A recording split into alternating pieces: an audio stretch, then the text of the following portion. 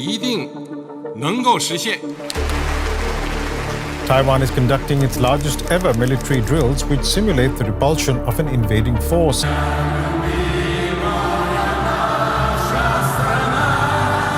It's just one of the many data points showing Beijing is preparing for war with Taiwan while we deal with arming Ukraine and inflation. Well, the communists are watching and plotting. A potential visit to Taiwan by the US House Speaker Nancy Pelosi is becoming a problem for President Joe Biden's administration. Beijing, which claims sovereignty over the island, has already issued harsh warnings, even suggesting a possible military response.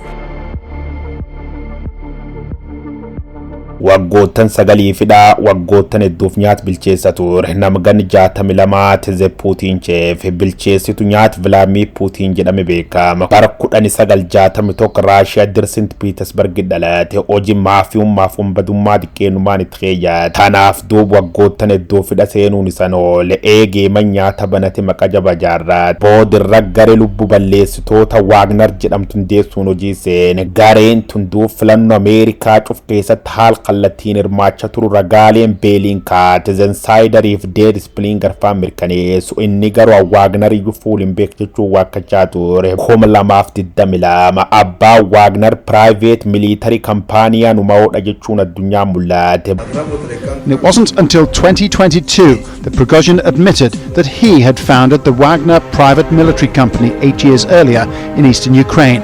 Wagner has been so successful as a private military company. Often seen on the front lines, usually dressed in the combat fatigues of a military commander, Yevgeny Prigozhin cultivated the image of an action man. Bulcha Moscow Vladimir Putin wali waltu dhufeen jajjaba qabaachuun doseene dhaabbat biyyoolessa Russia waliin immoo waltu dhufeen isaanii haadhaa filmee fakkaata waraanni Russia fi Ukraine jalqabuu taanse maqa guddaa jaarraat hidhamtoota Russia manneen akka keessa guuruun itti fayyadama yak feet hojjettullee ji'oottan jaaf garee wambade isa tajaajilaan bilisaan gad lakkifam kammale biyyoottan addunyaa kanneen akka Liibiyaa Sooriyaa Galeessa Afrikaatiif kanneen biroo loltoota bobbaasuun qiyaama buusaa ture. We are working to liberate Africa bilisoomsuuf hojii jirjechuun irra dhaadaa ta'eege torbaan dabxan maaliif jiddu galeessa Afrikaatti maluun gammoojjii keessa viidiyoo tokko gad lakkeesse. Жрать их потроха, У нас нехватка боеприпасов 70%! Шойгу! Герасимов! Где боеприпасы? Посмотрите на них, Если вы даете норму боеприпасов, их в 5 раз меньше. Hote waraana ture dure maafiyaa ta'uun hojjata abba qabeenya guddayaalle ture dhirsi yuuboof Yevgeny kamata boddaa kun Afrikaan jaarra dundur kolooni jala bilisoomteen irra bilisoomsuuf waraan bobbaaf jechuun sila gaaffii ta'uu mal beel honge waraa yookaan bulchiis mootummoota barreenuun injeen kolooni warroota lixaatiif Ameerikaa jala san bilisoom jechuun loltu bobbaas. Африку еще более свободной. Справедливость и счастье для африканских народов. Кошмарим ИГИЛ, Аль-Каиду и других бандосов. Берем на работу настоящих богатырей и продолжаем выполнение задач, которые были поставлены и которые мы давали обещание, что справимся.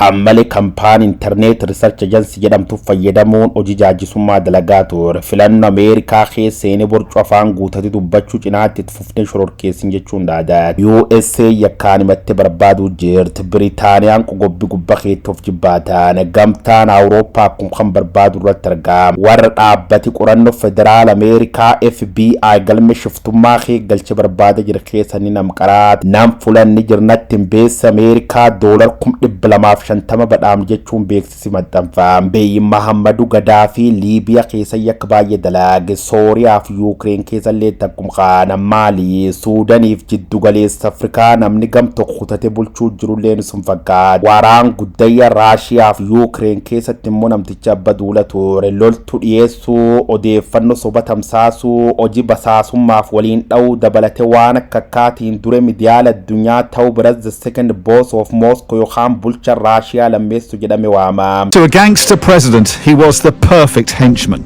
loyal, resourceful and brutally violent. Yevgeny Prigozhin was a common criminal turned caterer for the Kremlin. Had been leading troops fighting for Russia in Ukraine when he decided to lead that aborted mutiny against Vladimir Putin a couple of months ago after the rebellion. His fondness for video selfies and uncompromising rhetoric boosted his popularity within Russia and his profile outside of Russia. Jalqabe bar 2021 irra jalqabe biyya Awurooppaa Yuukireen weeraru siitiin qoqqobbii warroota lixaatiif Ameerikaa miidhama jirtu Moskoof Raashiyaa fergaaf rakkoo jaba gaaf bunaatiif jaalto gaaf dhaamocha katirkatan barbaacha Afrikaa naannoo irratti argama. Waraanni guddayyaa Moskoof Keeviin jidduu qabat kun ji'ootan 20 walalfate nyaatulle rakkoof gadado waan dabartu bu'a tokko kan addunyaaf buusnami tokkina gaarre dooti kum 63 dhiyaate madaan salphoon kum 60 caalti namootan kum 15 cuma isaanii illee argine manneen kum 300 olii barbadaa'e baqattooti miiliyoon 20 dhiyaatu qabeenyi bad waluma gala doolar Ameerikaa biiliyoon 411 tilmaamama. На площади курсанты военного университета Министерства обороны России. Qamadii Yuukireen galaan qaxxaaburte gaafa Afrikaatti malu waan dadhabdeef Itoophiyaa faan namooti miiliyoon 20 caalan sabab liqimsa dhabaatiin haal jajjaba kee jiraachuu isaanii jaarmiyaali qarqaarsi namooma raga godhachuun gabaasaa ture. Sabab waraan Raashiyaa irra Afrikaan namooti miiliyoon 120 onge dabalate namooti miiliyoon 140 beelamtuuf saaxilaman kajetti United States of America yookaan DC Kora Afrika Amerikaa konana taam kanarra doolar biiliyoon 15 waltisanii kenne jira cheers jechusii qubum qaab. They'll strengthen democratic governance and pursue policy reform to unlock economic growth. These MCC investments are part of the work. Walargi BRICS tamart kudani shaneso Afrika kibba Pretoria kopes Ethiopia fi Egypt Afrika ra Argentina and America kibba Saudi gamtaan Emirates Tarabati Iran fan biyotan bafago khisa garetan dabalaman odun tundure Afrika kibba Cyril Ramaphosa tini mamordo finfinne injifanno diplomasi jechul lafdi takabaja churba targam akken war faranjota barkum lamaaf kudan ke kaunda maqam BRICS jedam bam Brazil Russia in India and China saan Afrika kibbatiin kabakbuufam gamtaan diinagde biyyoottan saffisaan guddachuu jirani kun diplomaasi Ameerikaatiif warroota lixaa boogoma taata'uun bal'inni lafa square kiiloomeetira miiliyoon 39,746 uwwisu isaatiin baay'inni uummata addunyaa biiliyoon 8 keessa biiliyoon 3.1 fudhachuu isaaniitiin uummata bal'inni lafa dheedi isaaniitiif oomish biyya keessa GDP tokko 10 waan dhuunfatanii fashanan isaaniitii yoo miseensota G20 waan taaniif Ameerikaaf warri xarifachiisanii jee. They are leaving their mark on the international system. BRICS, Brazil, Russia, India, China, and South Africa are preparing for their next summit. Since we wrapped up the invasion of Ukraine, BRICS actually gained a second momentum. Now there are calls for the group to grow. Khammalele oomisha addunyaa xawaligala persenta 26 tuqaja yookaan dollar trillion 28 tuqajaalle warrum kanatti oomi bara 2023 khaxumuramuu jira kan keessa qabeenyi waligala qawarri kun qab dollar trillion 56 dhiyaachuun ol jedho akka jedhan kamil kaantaanaan du biyyootan G7 jedhaman caalomni qaba dukhaayoon isaanii gugurdoon lama tokkoffaan diinagdeen cimoo lammeessoon siyaasaan dorgoma ta'uuf olaantummaa warroota lixaatiif United States of America dhabamsiisuuf waliigalte mallatteessa non-interference equality fi mutual interest jechuun dhimma waloo keessin walqixxummaa fayyadamummaa waloo kakuu warrootan kanaati jedhu. Clearly being anti-Western alone isn't enough to rally the developing world, and now as a queue of would-be members forms, these masters of the future face an identity crisis to define not just the negative, what they're against, but what a new, truly multipolar world can be. biyyi Nelson Mandela Afrika kibba waan dabarte baay'ee isaan irratti amalii mootota barree waan mul'atuuf dhiibba sarba mirga namooma jajjaba dhaqqabsiisuu danda'a jedhamuun sodaatamu. Saawudiif gamtaan Imireetota Araba sabab qabeenyi isaaniitiin Itoophiyaaf Masirfaan lakkoofsumataatiin caalanii biyyoottan 40 keessa filamuun garee tana dabalamu isaanii dhageen. Lula da Silva Rio de Janeiro, Xi Jinping Beijing China, Ramaphosa Afrika kibba Pretoria, Narendra Modi Delhi India, Sergey Lavrov Moscow bakbuun jiltan gaggeessaa turan. Pireezidaantiin mootummaa naannoo Oromiyaa Obbo Shimallis Abdiisaa Itoophiyaan miseensa garee BRICS taatee filatamuu isheef ergaa baga gammaddanii dabarsan.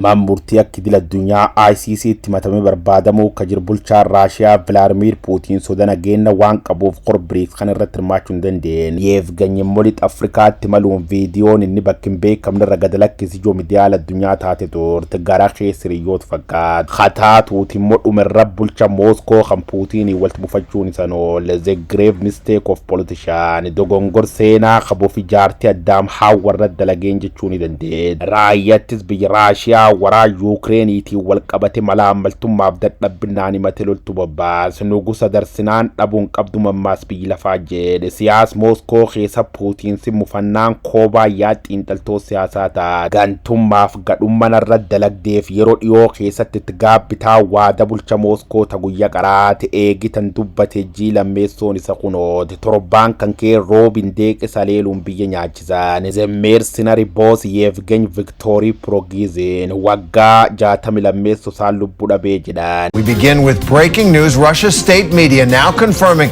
that Wagner mercenary group leader Yevgeny Prigozhin has died after a business jet he was on crashed about 100 miles northwest of Moscow. The crass mishandling of the war by Russia's military leadership infuriated Prigozhin. Putin's biggest enemy appears to have been eliminated.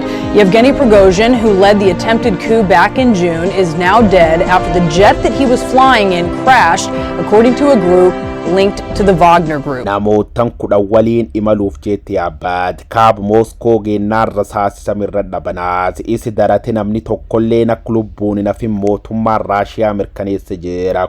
Bulcha garee maafiyaa kan hordofe addunyaan duuba waan akka dubbachuu irratti argamte sun keessa muraas waliin ilaalle dubbi gabaabseen. Piroogiziin du'e jiratu Raashiyaaf gantummaa guddoon gaazexaa dhiyeen qabuun barreeffame. Gareen isa aaloo bulcha keen guddayyaa yeroo dhiyoo keessa sabbaan jechuun dhaadachuu irratti argamte. Faransaay duusarra shakki qabaachuun dhosseen. Biyyiti BBC faan Biritaaniyaan ijjeecha namicha kanaatiif dhaabbata jaajjus Raashiyaa FSB qubqabde dadhabaan. Yuukireen anarka keessan qabu dhiigirra bilis jechuun waaggaadha. Ameerikaa wanni ta'amu beekamaa turtaachuu kara pirezidaantisii Joe Biden gulaan balbaloomsiit.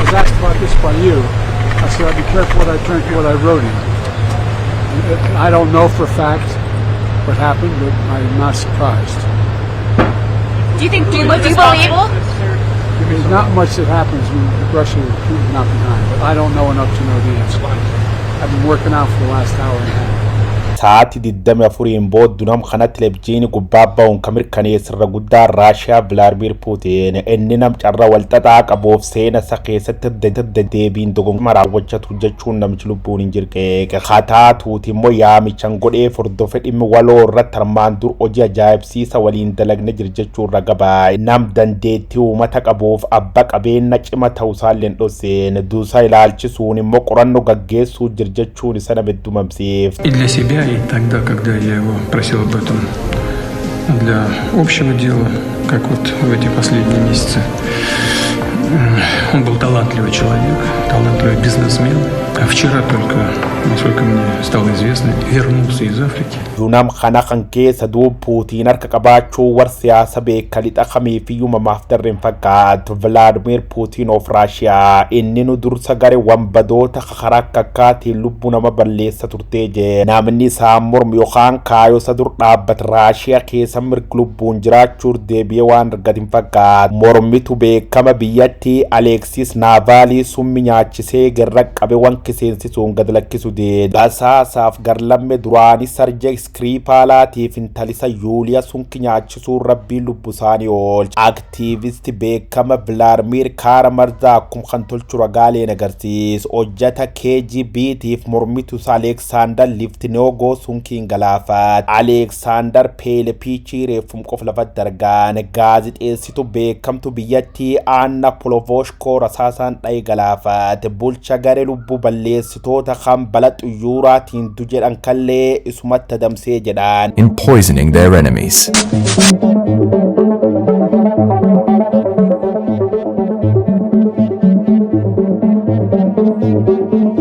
In the midst of the Cold War before the fall of the Soviet Union, Bulgarian defector Georgy Markov was murdered in London by a poison-tipped umbrella.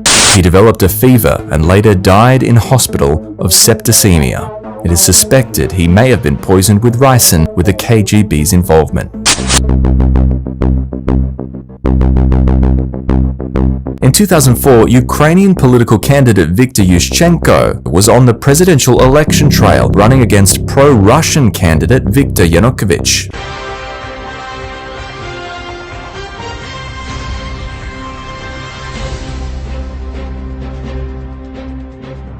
waggoota afur Puutiin ta'e katajaajila okkote namicha kana dhaabuun ka duroome eegerra loltoota lubbu balleessitoota kum dhibbaata maallaqaamtu hundeessi Yevgeny Prigozhin bakee virra ka'e saati muraas keessa buufata waraanka biyyattii qabachuun Mooskootti maljechuun isa nama heddumamsiif namtichi kun waraan Raashiyaaf Yuukireen keessa Puutiin qabachuun lolaa ture waraanni sarka dhibba keessa 20 lolum kanirra wareegamuun dhosseen ganamumto Vladimir Puutiin gane diroot Mooskoo miil tokkoon dhaabuuf jibbaatan Kremlin muddafte Raashiyaan firfincoofte addunyaa mootummaan jijjiiramuun ol jechuun abdaad adooleen bulin duub yaad jijjiirachuun ofir micciire Beelaaruusi godaan loltootisa tun harki caalmaan hidhamtoo siyaasa biyyattii turaan lubbu balleessu dabalate waan hin hojjan tokkolleen qabuu jee Afrikaaf Ameerikaa Awurooppaaf bafagoo warqi saamtoji maafiyummaa dalagu siira gaaleen agarsiis hataa tuutimmoo namticha akkan jabaa kun akkamiyyarun wal fakkaattutti Ameerikaaf Raashiyaa wal dhabeen gaafi bira taat kanaaf duub guyyaa bira yookaan ajanda biraatiin irra dubbachuu dandeena ilmi Vloyita Krovina gurbaana Viktor Yevgenyi Prigozhin falfal siyaasaa hama Puutiin xaxeen karaa tafee xuyyuur waliin gubate du'ee jedhaan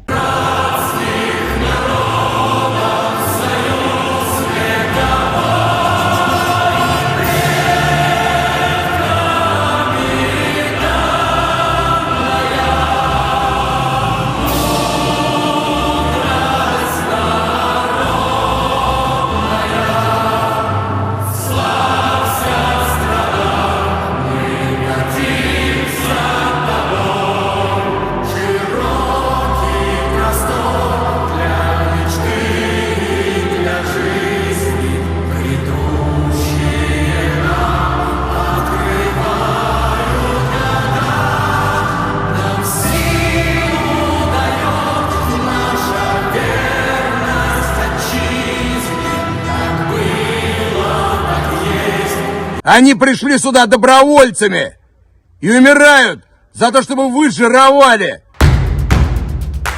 Video, which was shown on Russian media, purports to show the plane falling out of the sky. Russian officials say that all 10 people on board, including 3 crew members, were killed. If he has now been killed by the man who made him in the gangster politics of Putin's Russia, it is a suitably violent ending. Hello, Brianna. Well, the Russians are saying that the investigators that are on the scene there are actually still working and trying to gather evidence. They say that they're looking at multiple scenarios as to what might have happened to the plane, including mechanical error, but of course also